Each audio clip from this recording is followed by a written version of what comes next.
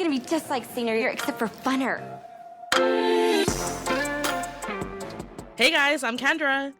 Hi, I'm Mercedes. This week we're talking about a coming-of-age romance with a secret ingredient, Mystic Pizza. But of course, as always, we have to kick it off with our celebrity crush of the week. Mercedes, who you crushing on this week? Okay, so like most of the world, I feel like I binged Summer I Turned Pretty. And then I reread the books because I had only ever read the first one as a teen, and now I've read all of them in a day. And they're emotional. They're just like that good teen escape. So my crush is, I guess, the actor that plays Conrad, but more Conrad just like the character, and more honestly book 3 Conrad. Like so I'll say Christopher Briney, who plays Conrad in the show, but also just Conrad in book 3. Okay, so as someone who has only watched the show, I am 110% Team Jeremiah. I think he's adorable, and I also think too he was just a bit more stable with Belly than Yeah. Conrad was all over the place. I was like, dude, someone throw this kid into therapy, regardless of if you know what's wrong with him or not. Like, there's clearly something wrong with him. If he doesn't want to talk to you, send him to someone who he will talk to, because he was just all over the place that summer, and it was nauseating to watch. He was dealing with a lot and did not have the tools to properly communicate, but he's also so young. People are comparing the actor to like a young Leonardo DiCaprio and like a young Sean Hunter. And also comparing him to my favorite era of Harry Styles, which is frat boy Harry. So of course, this boy's up my alley. It's up your alley. You know who's up my alley? Tell me. Okay, so I don't know if people will know him, but he is technically famous. So his name is James Smith. He's a famous British personal trainer, which is like so weird. I'm like, I don't know. But yeah, super niche. But I love him because he has a really fresh perspective when it comes to working out.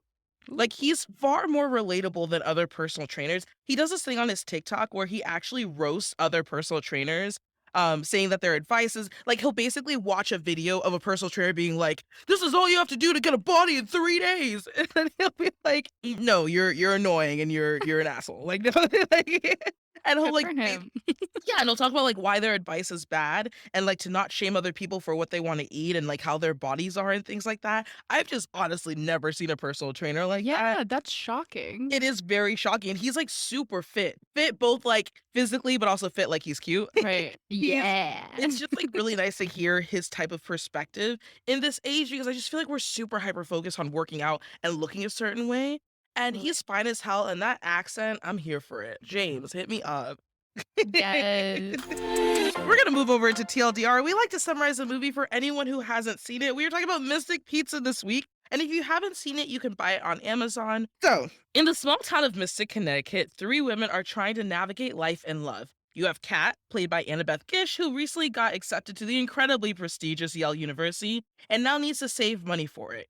Daisy, played by Julia Roberts, who is the most beautiful girl in town and is determined to land herself a rich man. And of course, you have JoJo, played by Lily Taylor, who can't decide what she wants when it comes to marrying her longtime beau, Bill, played by Vincent D'Onofrio. What do these 3 women have in common? They work at a popular pizza joint in town, Mystic Pizza. One night, the 3 of them go out where Daisy savagely beats the rich and handsome Charlie in a game of pool, only for him to leave with another girl. Thankfully, he hunts Daisy down the next day and takes her out to dinner, and the 2 start hanging out. In order to earn more money for college, Kat starts part-time babysitting for a family in town for the summer, Tim and his young daughter, Phoebe. The 2 bond over everything like astronomy, Beethoven, famous authors, and before you know it, feelings start to get involved.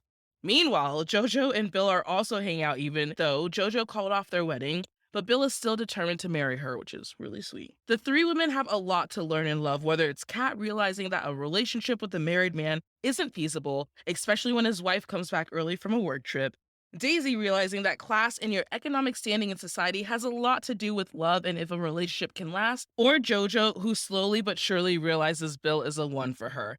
There's so much the 3 of them don't know, including what famous ingredient Leona puts in the pizza to make everyone swoon.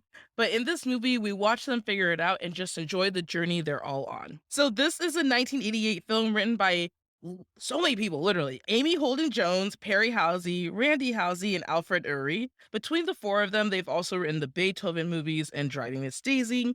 And it's the directorial debut of Donald Petrie, who later went on to direct classics like How to Lose a Guy in 10 Days and Miss Congeniality. Yes. Tell me some industry facts. Mercedes, what you got? Oh my goodness. So this whole movie came about because Amy Jones, one of the writers, had a summer home near the area. And after visiting the pizza place, she was so inspired that she wrote the whole screenplay focused around this place and this pizza place. I love it. Really? Oh my God. Yeah. You know what's so interesting? So Roger Ebert, who I love and have tattooed, Yes. he accurately predicted that this movie would someday become known for the stars in it before they became stars. Like he just knew. Genius. Yeah, That man. I appreciate him so much. I really do. Like he was so right. All the time. He never missed.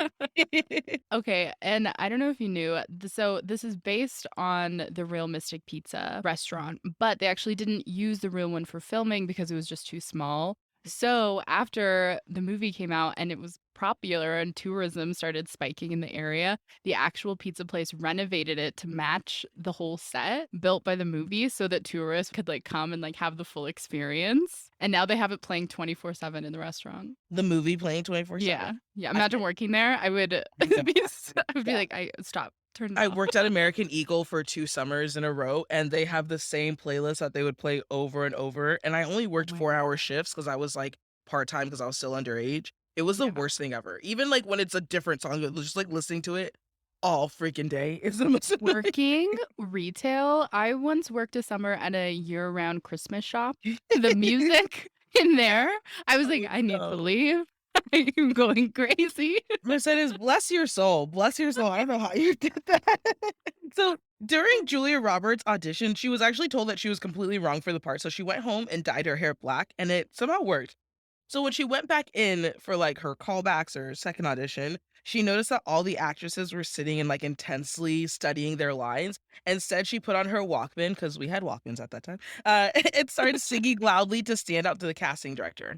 I was like, genius. I'd also, if I was one of those other actresses, I would have been so annoyed. I'm like, I'm trying to study. Can you shut up? Yeah, exactly. I'd be like, excuse me. Exactly. But I also her hair, I'm gonna be talking about her hair this whole episode.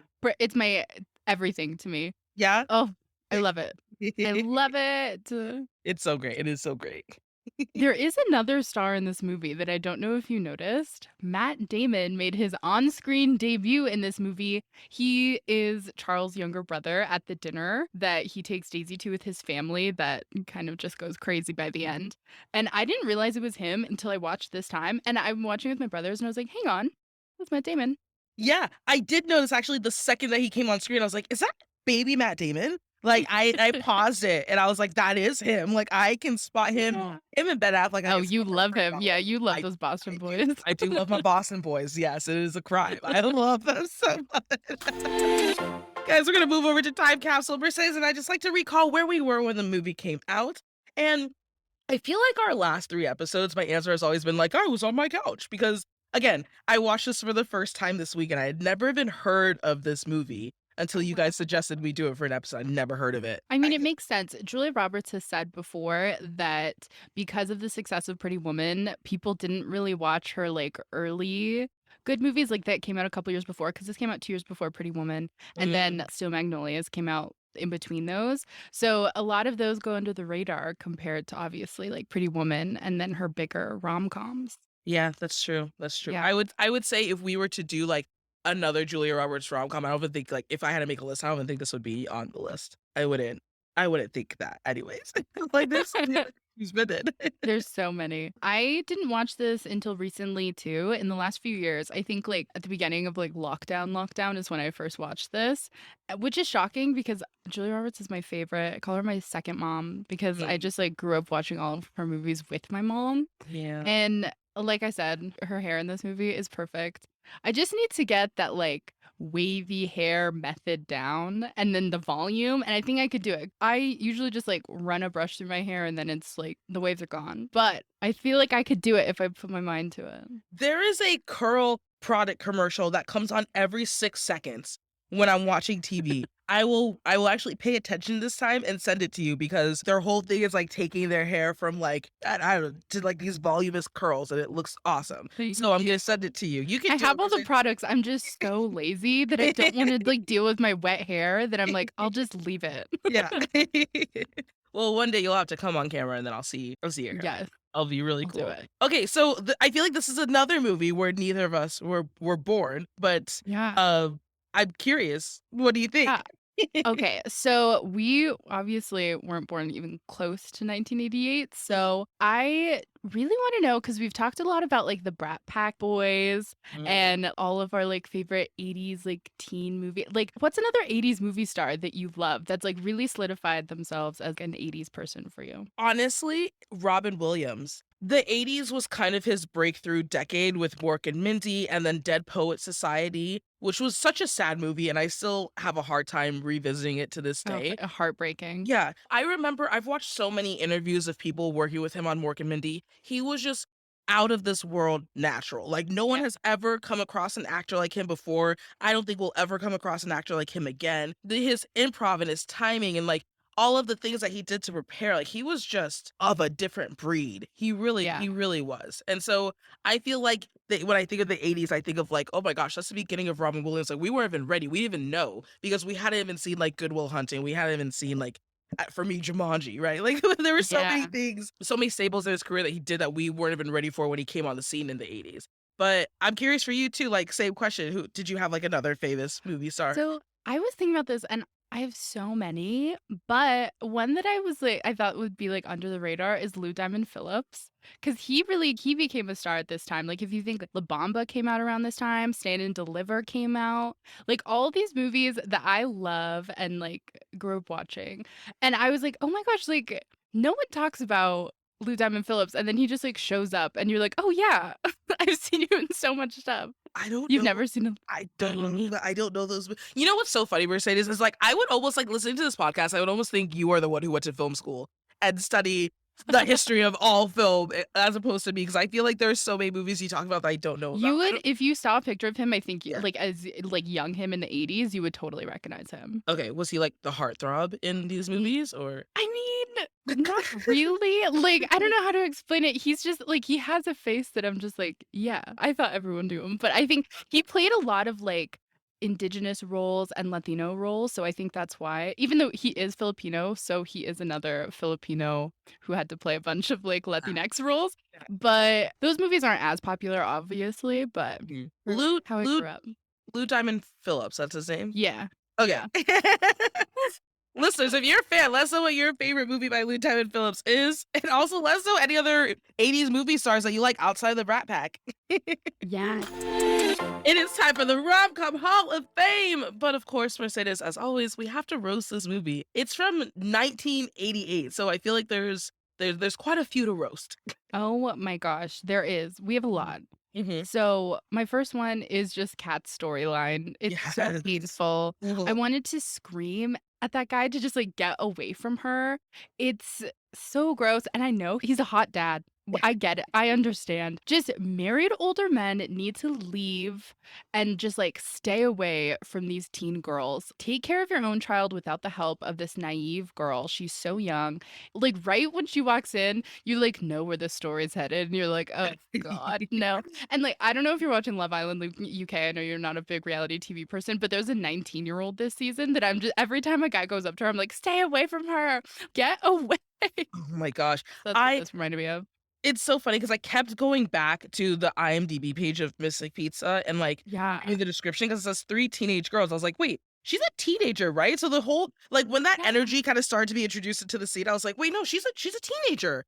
No, she's a teen. This isn't gonna happen. She's a teenager. And then I remembered it was 1988. I saw this really interesting TikTok recently that was like, good friends will never let a 30-year-old date an 18-year-old. We hear so much that age is just a number. And she gave this example. This girl was 22. And she was like, I have a bunch of 18-year-olds sleeping on my couch right now. Here's a picture of them. And it's just like this long L-shaped couch, and they're just passed on this couch. She was like, they had a sleepover with my little brother who's 18. My parents gave them pizza and they camped outside in the backyard and then they passed on the couch. And she was like, I also know a 30-year-old. My mentor is a 30-year-old who has her PhD, 2 children. She's married, living in a house. And you cannot tell me that she is on the same maturity level as these like 3 18-year-olds passing on my No, couch. absolutely not. She was saying like there's 12 years of knowledge there between the two, right? So in that 12 years, you learn how to be an autonomous person. You learn like about taxes and how to navigate life and how to make discernible decisions and learning new skills. You can't tell me that with that 12 years of maturity that you're supposed to have as a 30-year-old, that you Mhm. would then look at an 18-year-old and be like, you know what, I think we're on the same wavelength. Like, no. And Yeah. if you do think that, like your friends have the right to completely roast you. Totally. It's honestly so embarrassing. And when you're younger, there's this whole like perceived notion of like, oh, they think I'm mature, they think I'm whatever. But it's like, no, there's a reason this man can't or won't date someone his own age, Yeah, you know? exactly. And oh gosh, it's just so gross. I hate these people that, and also like 18, it's just like a fake rule. It doesn't mean anything about adulthood. Yeah. That is a child. A light does like a switch does not go off the second No, you turn 18. Like no. when I was 18, I still thought very much like a 17-year-old, right? When I was When 19, I I was still thought, 21, I still thought like yeah, a 17-year-old. exactly. Like, And I feel like the ugh, people making this argument are primarily men too, who are like, I can yeah. date whoever I want. It's always because I saw this Reddit post where a guy was like, you guys are stupid for thinking that a 36-year-old could not date a 22-year-old. Like that's fine. And I'm like, no, it really No. isn't. It No, really, it's and not. if you are an emotionally stable person, you would not think that's okay either. And Yeah. I'm 26 and I wouldn't even touch a man younger than 24, I don't think. yeah, exactly. I feel that way too. I'm like, I'm 30. Like I feel like 28 maybe, but I would prefer like a 35-year-old. Honestly. Exactly. Like 2 years younger is like my limit. And then Mhm. I'm like, I don't even want to talk to you. Exactly. Speaking of emotionally unstable, that's actually one of my roasts for this movie because I actually think Daisy is a bit emotionally unstable, and Yeah. Charlie just like goes with it. Like I feel like that's part of pretty privilege, which we were talking about in our previous episode of 500 Days Yeah. of Summer. It's like when you are beautiful, you can get away with doing things like throwing a bunch of dead fish on your boyfriend's car. Anyone else would have gone to jail. Like the police would have been called. That's Mhm. property damage. Like it's just crazy. And I just feel like it reminded me of this Reddit story of this high schooler just breaking up with his girlfriend and she completely destroyed his car. And it's like a little it's like it's concerning when you are that young and that emotionally unstable because I feel like you just grow up to become even more emotionally unstable and it's just Yeah. not a good recipe. It's just not it's not a good look. Yeah, I think I don't know, tell me if you agree with this. I think like a few years ago, there was this like internet trend of being crazy, of like the joke of being crazy. And I don't know if there was this like subconscious like reclaiming of it so that like shitty guys couldn't call you crazy. Oh, So I don't know what it was, but like I heard so many girls like in undergrad be like, well, I'm crazy, I'm psycho. And I'm like, I don't think you are. And I don't think that should be like an excuse for like behavior from anyone's side. I also don't want to describe myself that way. I don't think that's something you should be proud of. That's a very weird thing to try to But they reclaim. also weren't. Like, that's the thing. Like, I was like, why are you claiming this when you're like very normal? Yeah. That's so weird. Yeah. What's the other roast you got for me? Oh my gosh. So obviously like the rude classist remarks from Charles' whole family. All these 80s coming of age movies have this theme of class, and that uncomfortable dinner definitely emphasizes just like the class discrimination between Daisy and Charles. And like they just made so many off the cuff comments, and then he really pushed it forward too. Like he was definitely at fault for like egging them on, cuz she says after she's like they were being themselves, which isn't like great, but at least they Can't were being expect that. honest. Yeah, Yeah. exactly. And I feel like too, one problem that we talk about a lot that I don't necessarily have with an issue with this movie, but just it with rom-coms in general, is how accepting everyone is of creepy behavior by seemingly attractive men, right? So it's kind of Yeah. like the reverse of these. So when you are a beautiful woman, you have the excuse to be crazy. When you're an attractive man, you have the excuse to be creepy. And it's just the fact that Charlie shows up at Daisy's house unannounced. She never gave him her address or phone number. They barely said 2 words to each other when they were playing pool. Like, if you watch back the scene, like, they don't really talk all that much. Yet Yeah, he they just tracks make eye contact. yeah, he literally tracks her down, is waiting for her in her living room when she comes up. Yeah. That's freaking weird, Mercedes. That's weird. I know. I didn't know if that was like an 80s thing. You I know what I mean? Because know. I'm like, okay, like obviously this guy couldn't like hit you up on like slide into your DMs or anything on Instagram. So I was just like, was that the only way? Was that normal? So I don't know. I'd have to ask someone who was dating in the 80s. Yeah. But yeah, I do completely agree with you. There's always like, I mean, I make it a joke with my friends. It's like the only difference between like creepy and hot is if you're like if you like the guy. Yep, exactly. 100%. Yeah. My last roast is just like JoJo and Bill stressed me out so Mhm. much. It makes me sad that they ended up married because, okay, he's hot, but at what cost? Because, like, she clearly didn't want to lose out on her independence. And the whole nympho boat naming thing really rubbed me the wrong way. I would have totally dumped him. Really? And I was like, no, not for me, not for me. And when they were hooking up at her house and he's saying no and she still continues, I'm shouting at the TV, being like, stop. This is a whole other conversation about consent. Mm, Please, like, this isn't like a funny scene. It yeah. was funny when he's like running out and the parents catch them. But like before that, I'm like, please stop. He said no. Yeah. I wouldn't be surprised if Harvey Weinstein produced this movie. Dude. I Ugh. when we're talking about Joe and Bill, so one of my favorite quotes is when Joe says, I get really turned on just looking at his wrists. So relatable. So I relatable. don't get that. You're gonna have to explain that to me, Mercedes. I don't Oh, get that. really? I'm calf muscles. For me, I'm calf. If you are like wearing shorts and I can see your calf muscles and they're like defined, that's the biggest turn on for me. I like backs and shoulders, but like I totally get it. It's like those little minute things. Like when you really like a guy and you're just like, oh my God. And you just like notice little details. You're just like, wow. What's your favorite quote? My favorite quote is not a specific quote, but really like the whole scene where Daisy dumps the fish barrels into Charles's car and she thinks he lied to her, but he's like, Yeah, but you gave it 100% effort. after she's like, I messed up.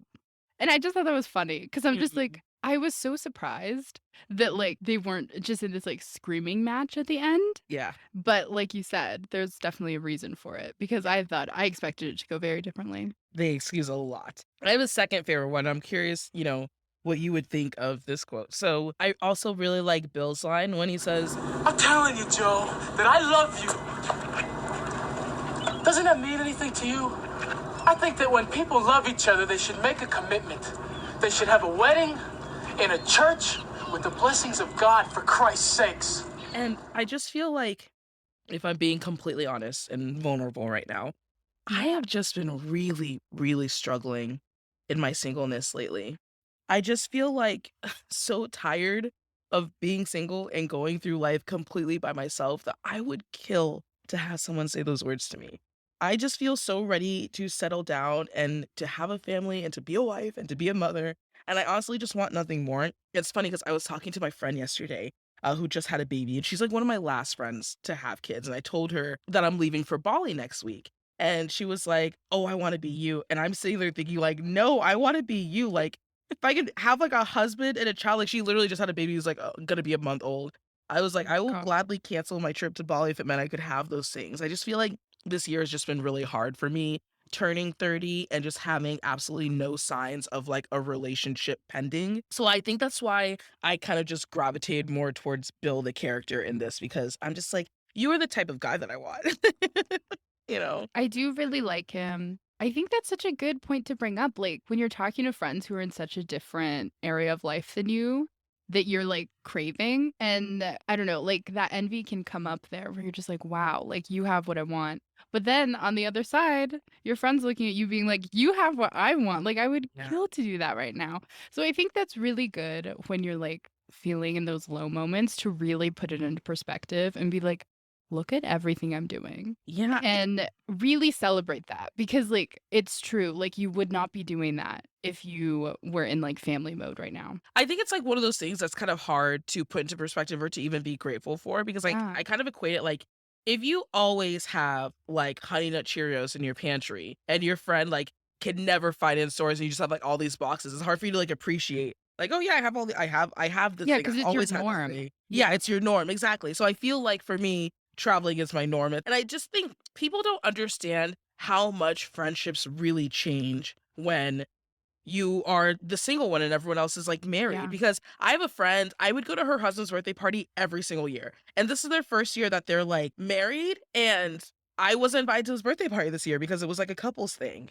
right? Or like your friends start having kids and like you can't get dinner after work anymore because they have to put the kids down for bed. And it's just like I knew that my friendships were going to change. I just thought I was going to change with them. I didn't realize I would be that one that was still over here like, hey guys, let's do something. They're like, oh, sorry, my husband, my kids, my whatever kind of thing. So all of that to say is it's just hard. But with that being said, Mercedes, would you swipe left on this movie or would you swipe right? I'm swiping right.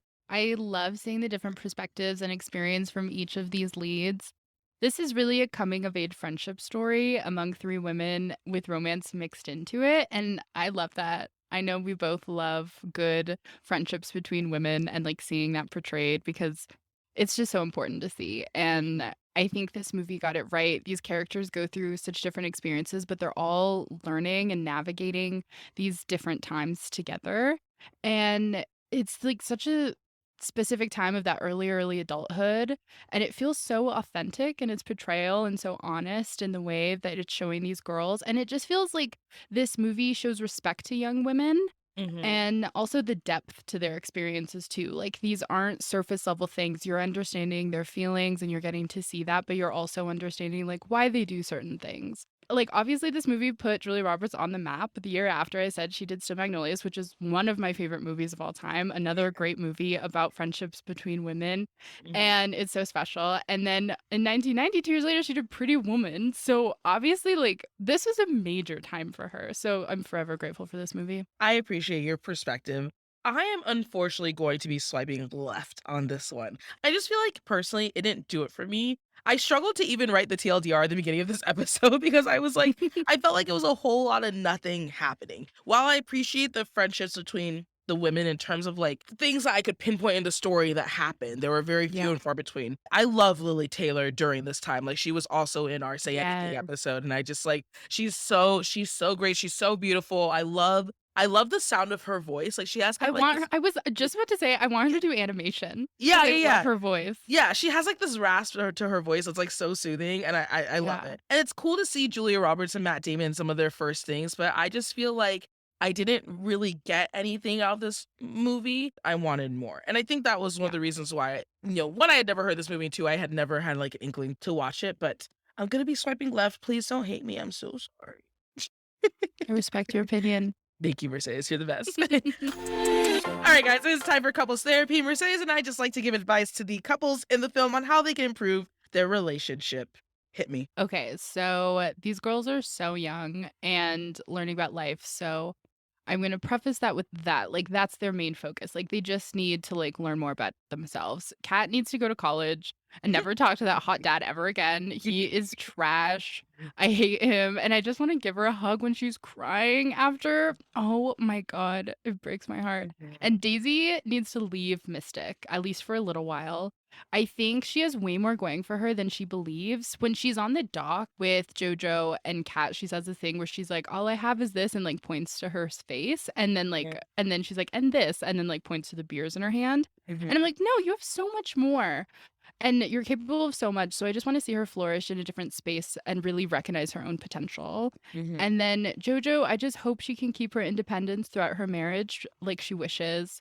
And I hope she gets to know the secret ingredient in that pizza. Yeah, absolutely. I 100% agree with everything that you said. I feel like Kat is going to meet so many people in college. And I just she'll hope thrive. she will thrive. But I also hope that she's able to not compare every guy she meets to Tim. I just feel like older men kind of have that effect on younger women. And I feel like it completely throws off their accuracy chart when it comes to what constitutes a good man. Is they're like, oh, well, he made me feel this way. It's like, no, well, he was manipulating you. Like, that's exactly. Yeah, he was grooming you. Yeah, exactly. And it's just terrible. I feel like Daisy is really pretty, but I do hope she picks up a hobby or starts to lean into more things that make her more of a well-rounded person rather than relying on her looks, because she does have a lot to offer. Like, she could have so much more. And, like what you said about JoJo and Bill, like, I just feel like the only reason I wouldn't have wanted JoJo and Bill to get married is because JoJo clearly has some growing up to do and needs therapy. The fact that she lied about breaking up with Bill when he's the one who broke up with her, that just screams red flags. Like how she took control of well, I broke up with him. Like that's and he cried. Yeah. Oh my God. Okay. So I watched that clip again on YouTube later and I was looking at the comments and one of the comments just goes, actually, she lied and he didn't cry. And I was like, yes, thank you. Like, thank you, obvious. We all watched it. Like, it just shows that she doesn't know how to handle rejection or process her Yeah. emotions, and I worry about her being in a marriage Mhm. with that. So it's very hard. But I don't know. What do you think their love languages are? I think JoJo's physical touch, Kat is quality time, and Daisy is acts of service. Daisy I was a little mixed up on, but I think acts of service makes sense. It's interesting. I would almost wonder if the writers did that on purpose to kind of show to differentiate the three women Yeah. in the movie. If they like gave them kind of these different love languages to show that how they process love and how they experience love in a different way. I want to say with Daisy, I don't know why. I just feel like her love language at some point in her life will be gifts because she was like, I want a rich man and I want this, and she like went and bought this nice dress and like that he drove a Porsche and stuff. So I feel like she will become materialistic if she doesn't, do the work to become a more well-rounded person. All right, Mercedes, I gotta ask you. Do any of these couples last in 5 years? No, I mean, I hope not. But I mean, JoJo and Bill did get married, so I'll say yes for them. Daisy and Charles are a no. Once he goes back to law school, I think it's going to be over. Yeah. They're all so young. I don't want any of these relationships to last. Mhm. I'm just like, you're babies. Yeah. Like, just hang out as friends. Yeah. See, I kind of feel like it's a no all around, including JoJo and Bill, unfortunately. Yeah. Like, Mystic is such a small place. I have Mhm. personally, I'm not trying to offend anyone, but I have personally never understood people who think they found the one but have never left their small towns. Like, I completely agree. yeah. And I feel like we talked about this before. Like, I know when I meet my person, they're going to be the one because I've traveled this whole wide world meeting crazy amounts of people along the way. And I Yeah. know myself and I know what I'm looking for. And so when they come into my life and be like, you're it, like I'm going to point to them immediately. And I don't get how people do that when they've never left their small hometown. It just doesn't make sense to me. I don't know. Yeah, I've never understood it either.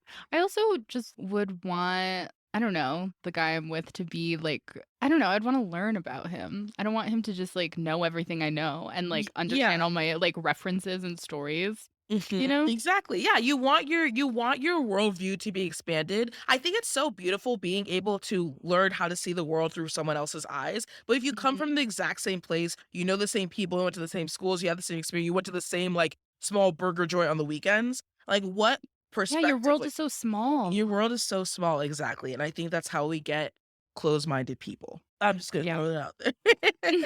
All right, guys, it's time for Heartthrob. Mercedes and I would like to talk about who we would bring home to introduce to our friends and family. And I'm curious, Mercedes, who are you bringing home with you? Yes. So I first and foremost would want to be friends with all three of these girls. I think they're great and they would be a lot of fun. Mhm. But Bill, Vincent, how do you say his name? D'Onofrio? D'Onofrio? I guess that's how I D'Onofrio. say it. I don't know. Okay. That's right. He That's how I is say a it. hunk. Yeah. He's a young guy. Yeah. Oh my goodness. Like I Mhm. said, I totally understand what JoJo says when she says she loves his wrist. Like, relatable. I get it. He is like a man. Like, when I saw him, I was like, this is giving me like Luke Dane's Gilmore Girls vibe. Yeah. No, he's so fine. He is so fine. Like, yeah, Bill for sure. A man who wants to commit and is emotionally unavailable. Come through, Lord. Come on. Yes. Yes, to all of that. We are going to play Mary Smooch Ghost. We have Bill, Charles, and Tim. Mercedes. Who are you marrying? Who are you smooching? And who are you ghosting? This is an easy one. I'm Okay. marrying Bill, I'm smooching Charles, and I'm ghosting Tim, and I'm putting him in jail. I agree, but then I also, to play devil's advocate, we're both marrying Bill. I just, with Charles, I feel like the reason I would ghost Charles is because of his family. Like, But you're just gonna kiss him. You're just like, this is nothing. This is just temporary. This Okay. is just Okay. a fun night out. Okay, you convince me. I will smooch Charles and I will ghost Tim. You convince me. Thank you, Mercedes. You always Yes. put me on the right track. You always straighten me out. I got you. I got you. All right, guys, before we wrap it up, we always love to bring in a pop culture moment. And I just read, actually, that Julia Roberts is about to star in a new rom-com movie with George Clooney called Ticket to Paradise. Oh my And listeners, I have a question for you. If you want us to do an episode on it when it comes out, drop a comment. Let us know. Yes. Oh my God. We have to. We I'm have to. excited. That's going to be so good. So I don't know if you saw, but in 2007, there was a 30 Rock plotline about a Mystic Pizza musical adaptation. And then in 2019, it was announced that they were actually adapting it to a stage musical, and it premiered in Maine in fall 2021. Did anyone go and see it? It was in Maine, so people in Maine. But I just thought it was funny that like it was a storyline on 30 Rock, and then it actually became real. That's funny. They probably got inspired by 30 Rock. I mean, I'm always inspired by 30 Rock. Who hasn't? Yeah.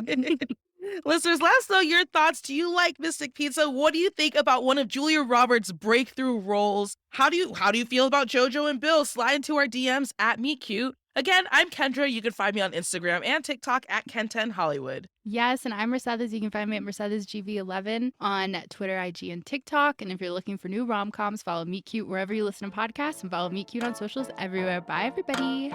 We'll see you next week.